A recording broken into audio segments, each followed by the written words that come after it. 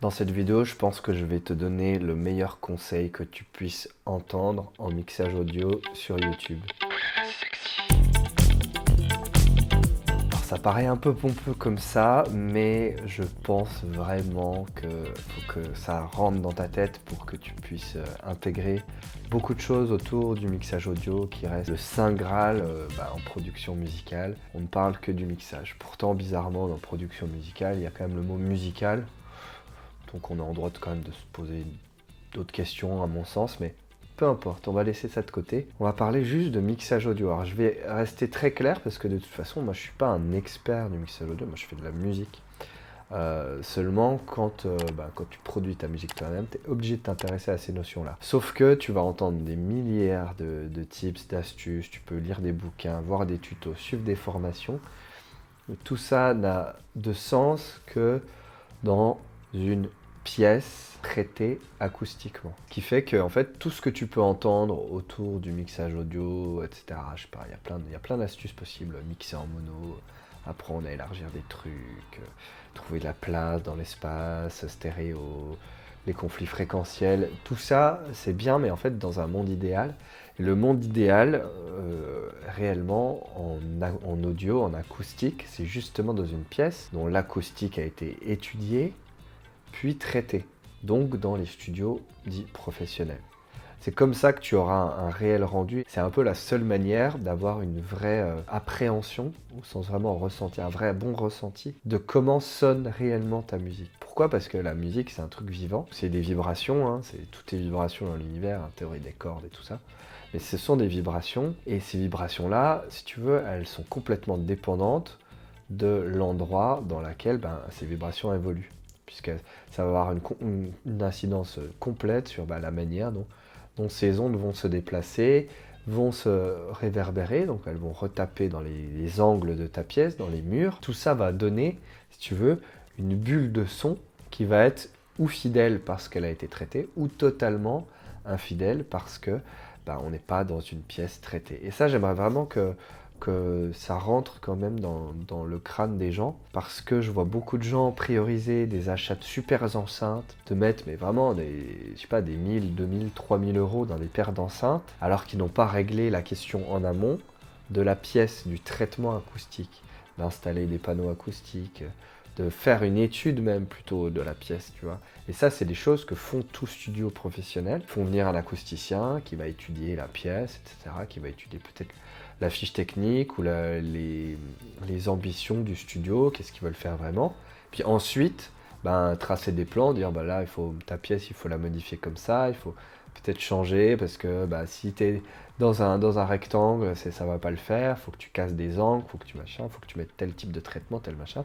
Ça, c'est des expertises de ouf, c'est des calculs hyper précis. Et ça se paye, quoi. Comme tout gros spécialiste, c'est des chèques à 4-5 chiffres. Et derrière, après, c'est pareil, c'est un investissement en matériel, etc. Ah, je te dis pas qu'il faut que tu arrêtes de mixer et de faire de la musique, hein. D'accord? Je veux juste que tu comprennes que un vrai bon mix n'a de sens que dans une vraie bonne pièce. Et en fait, tout ce que tu peux acheter comme matos n'a de sens que si ta pièce, en amont, il s'est passé un truc, tu vois. Ou alors que tu acceptes justement que tu ne vas pas réellement faire de mixage, ou en tout cas que ton mixage sera totalement imparfait, puisque totalement dépendant de l'environnement dans lequel tu l'effectues. Et donc tout ce qui est acheter des enceintes, acheter des super micros, acheter, j'en sais rien, des super préamplis, etc. La qualité du matériel dans lequel tu investis, elle est totalement impactée, voire même parfois annihilée par l'acoustique de ta pièce. Et voilà, et un studio, un véritable studio, c'est une pièce dans une pièce, hein. Donc il y a les 4 murs d'origine et on va reconstruire un mur à l'intérieur avec un vide pour créer comme ça une box in the box, un endroit isolé, d'accord? Donc déjà isolé des bruits environnants, puis aussi des bruits qui sortent pour je sais pas, les voisins et compagnie. Mais ensuite et surtout, traité acoustiquement, tu vois, il y a vraiment différentes étapes. Et traité acoustiquement, c'est pas juste 4 panneaux en mousse au mur, etc., quoi. Il y a des questions de diffusion, il y a des questions de bass trap, il y a plein de trucs. Et tout ça, c'est une vraie science. Et tout ça, c'est très compliqué de l'obtenir sans un vrai travail rigoureux, de faire des calculs, soit soi-même, soit faire intervenir un professionnel. Et ensuite, d'appliquer justement les différentes formules qui te disent bah, dans ta pièce, si tu veux une diffusion optimale du son suivant le point d'émission, bah, il va falloir faire ça, faire ça, faire ça, faire ça, faire ça. Et si tu le fais pas, tu ne peux pas obtenir réellement une bonne condition d'écoute. Du coup, ça, c'est un vrai truc à comprendre, quoi. Et pourtant, je suis pas spécialiste du son, je suis pas acousticien, je suis même pas technicien son, on me dit pas trop ingé son, tu vois, mais enfin, aucun ingé son qui est vraiment ingénieur. Mais n'empêche qu'une fois que tu as compris ça, bah, je trouve que ça enlève une énorme chape de plomb, puisque ça te libère aussi de beaucoup de contraintes. Et donc, si tu mets des enceintes surpuissantes, méga quali, hein, je dis pas, hein, tu peux foutre des Neumann, j'en sais rien, des Tannoy, enfin il y a plein de bonnes marques, hein, des Genelec, tout plein de marques sont bonnes, après c'est des questions d'affinité. Mais tu peux taper un énorme chèque dans une paire d'enceintes, ça ne sert à rien. Si tu te mets des enceintes surpuissantes dans une toute petite pièce, ça ne sert à rien, au contraire, c'est même une hérésie. Je sais que c'est pas évident, mais il faut vraiment essayer de s'imaginer en fait, avoir vraiment des images, des ondes qui sortent de tes enceintes. Et tu vois les tweeters, les boomers qui s'activent et tout. Donc tu vois bien qu'il y a un déplacement d'air, et cet air-là, ben, il circule, il s'arrête pas d'un coup dans tes oreilles, et puis voilà, oh, super, le son est top. Non, non, il continue quoi, il va derrière, il va en haut, il va en bas, il tape, il revient, et tout ça s'en mêle. Il faut vraiment intégrer cette notion-là et faire la paix un peu avec ça, et comprendre que en fait, c'est pas d'acheter de meilleures enceintes qui vont faire que tu vas t'améliorer en mix, ok? Ça peut aider un tout petit peu pour avoir une meilleure appréhension de certains sons, une meilleure définition surtout de ce que tu vas écouter, mais en fait, tout est totalement impacté, et je l'ai déjà dit, parfois même annihilé par le fait que en fait, ta pièce, elle n'est pas traitée, ok? Et donc après, il y a plusieurs cas de figure. Soit, ce que je n'ai pas fait, tu fais traiter ta pièce, tu la traites, donc tu te formes, ou tu fais appel à des professionnels, ou tu essaies de faire en tout cas les bons calculs pour comprendre un peu les caractéristiques de ta pièce, comment va se diffuser le son, et donc comment tu vas pouvoir adapter et puis mettre en place différents types de traitements pour justement avoir une bonne diffusion du son dans ta pièce. Et ça, c'est la première chose. Dans ce cas-là, effectivement, ensuite, tu pourras te permettre de mixer sur des enceintes. Encore une fois, avec un volume qui peut être vachement dépendant aussi de la taille de ta pièce et puis de sa disposition, hein. Un autre truc, c'est peut-être de revoir tes enceintes. Donc revoir ce que tu achètes comme enceinte. Et je pense surtout et avant tout à prendre des enceintes plus petites. Ok, peut-être même prendre quelque chose de plus qualitatif, mais avec beaucoup moins de puissance, et à écouter tes enceintes au volume le plus faible avec lequel tu peux travailler. Déjà parce que c'est un très bon exercice pour apprendre à tendre l'oreille et à entendre les choses à bas volume. C'est bien de temps en temps de monter le son et tout pour se prendre le truc dans la face, puis voir s'il n'y a pas d'horreur qui ressort, mais d'une manière générale, mixer à bas volume, c'est quand même un très bon tips, et tu as déjà certainement dû l'entendre. Okay, mais surtout, le fait d'avoir une puissance un peu moindre, ça évite d'envoyer justement trop d'air partout dans ta pièce, donc trop de sons, trop d'ondes qui vont pareil faire un imbroglio. Donc peut-être downsizer, je suis désolé je parle franglais mais voilà, revenir à des configurations plus modestes, peut-être prendre quelque chose de plus qualitatif en termes de marque ou de caractéristiques, tu vois. Tu peux peut-être trouver à prix équivalent un truc moins puissant mais qui sera peut-être voilà, d'une meilleure définition, j'en sais rien. Je suis pas, encore une fois, je suis pas expert en matos audio. Moi, ce que j'ai pris là, je viens de trouver d'occasion une paire d'Equator Audio D5. C'est des petites enceintes et qui sont très quali. C'est des enceintes dites de proximité, donc c'est vraiment fait pour qu'elles soient justement proches de toi. Si tu vas dans des studios professionnels, des fois les enceintes, tu sais, elles sont à 3 mètres devant, elles sont à 3 mètres de toi. Ben là, non. Là, elles sont vraiment toutes proches, quoi. Voilà, donc ça c'est par exemple, c'est le genre de move que tu peux faire, tout en sachant que, personnellement, moi j'ai bien compris que c'était mort d'arriver à bien mixer aux enceintes dans les conditions dans lesquelles je fais ma musique. Et encore une fois, moi je suis pas ingé son, quoi. Mon but c'est de produire de la musique, faire de la musique de la qualité la meilleure possible par moi-même, et puis ensuite soit accepter que le mix est imparfait, soit éventuellement aller le faire mixer par quelqu'un. Voilà. C'est un truc à comprendre et à trouver, hein. Peut-être voilà, downsizer tes enceintes, essayer de voir trouver des alternatives, peut-être voilà, plus qualitatives mais moins puissantes, pour pouvoir avoir une bonne restitution du son, mais plus proche de toi, et donc beaucoup moins d'impact de la pièce. Si tu écoutes à bas volume sur des enceintes qui sont tout proches de toi, forcément tu as un son tu as beaucoup moins de parasites entre le moment où le son sort des enceintes et le moment où il arrive dans tes oreilles. Ok, tu en auras forcément. Ça va forcément voilà, dégueuler dans la pièce, etc. Mais beaucoup moindre que si tu as des grosses paires, une grosse paire de je sais pas quoi, de KRK, Tannoy, machin, et que tu t'écoutes super fort et tout, bah non, en fait, t'écoutes pas vraiment, tu t'es pas en train de mixer, t'es plus en train de te rendre sourd qu'autre chose. Une dernière solution, moi c'est la solution que j'ai choisie, c'est mixer au casque. Alors on fera peut-être une vidéo dédiée au mixage au casque ou peut-être même juste à ce casque. Ça fait plus d'un an maintenant que j'utilise un casque de très bonne qualité, c'est un Holo Audio S4X. Donc quand je dis mixer au casque, j'entends par là mixer sur un très bon casque. Hein. Ça c'est un casque Holo Audio S4X, ça coûte 400 euros je crois. Donc 400 euros pour un casque.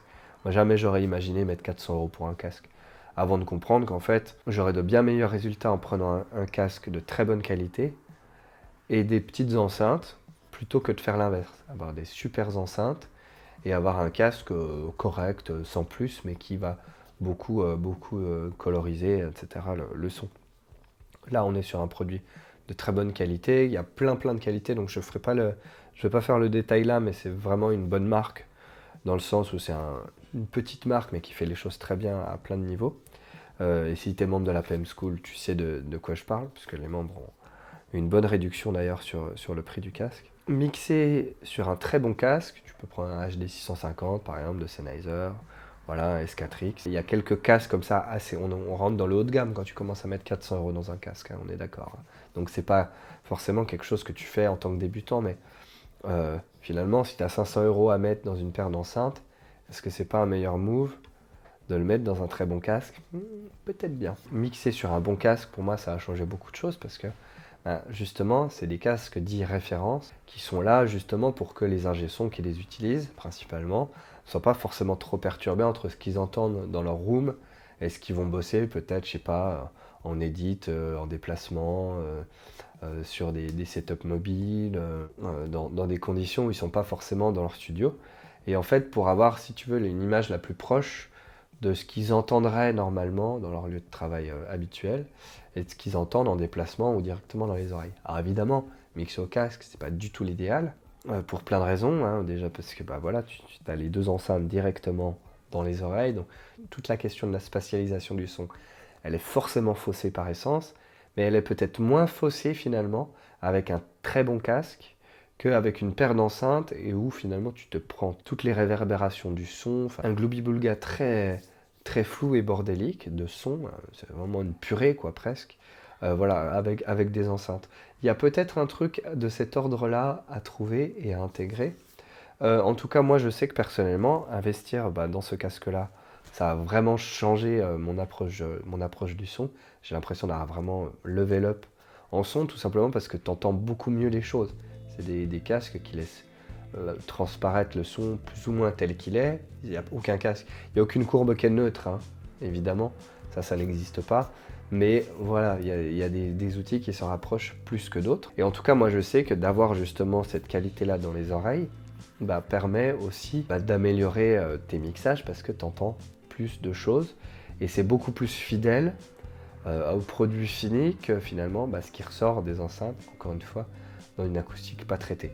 Moi je suis dans une petite pièce, là les murs, je tends mon bras, là je touche le bras, je tends mon bras, il reste 40 cm quoi.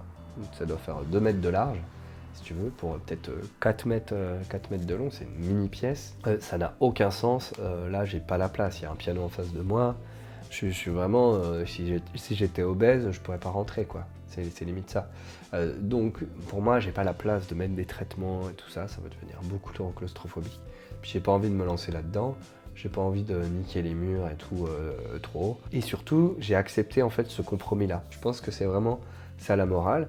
C'est peu importe ce que tu fais, peu importe le matériel que tu utilises, peu importe que tu sois d'accord ou pas de mixer au casque, de mixer aux enceintes et tout ça, il faut vraiment accepter les compromis dans lesquels tu bosses. Et donc accepter l'imperfection de ta pièce, accepter que le mixage sur les enceintes va être beaucoup plus compliqué, accepter que peut-être la solution c'est le mixage au casque, ou alors de le faire mixer par un professionnel qui a les bonnes conditions d'écoute et qui, lui, va pouvoir entendre le son tel qu'il est, voilà, et va pouvoir corriger justement des erreurs que toi tu n'aurais pas entendues, parce que, bah, encore une fois, la pièce.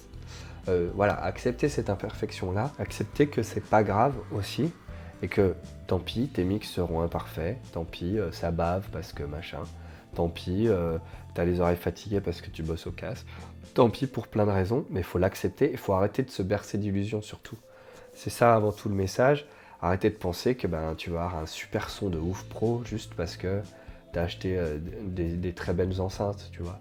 Non, c'est pas vrai, c'est pas comme ça que ça marche. Si c'était aussi simple que ça, tous les studios auraient mis la clé sous la porte depuis belle lurette, avec l'émergence du home studio de la MAO, et c'est toujours pas le cas, et il y a peut-être une raison à cela. Moi personnellement, c'est un truc que j'ai mis très longtemps à comprendre. J'ai peut-être même parfois défendu le discours selon lequel on pouvait même complètement se passer de professionnels extérieurs. Tu peux très bien tout faire tout seul, mais il faut accepter qu'il y aura forcément un gap qualitatif, ou en tout cas un gap sonique, à partir du moment où tu mixes dans un environnement qui n'est pas justement traité, encore une fois.